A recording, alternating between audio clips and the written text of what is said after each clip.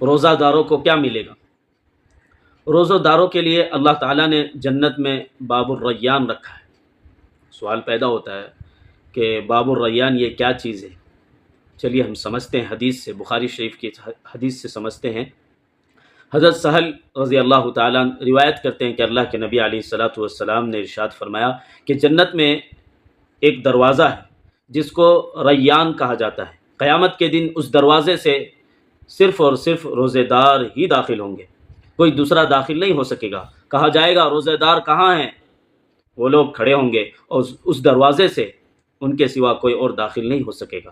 جب وہ داخل ہو جائیں گے تو وہ دروازہ بند کر دیا جائے گا، اس میں کوئی داخل نہیں ہوگا۔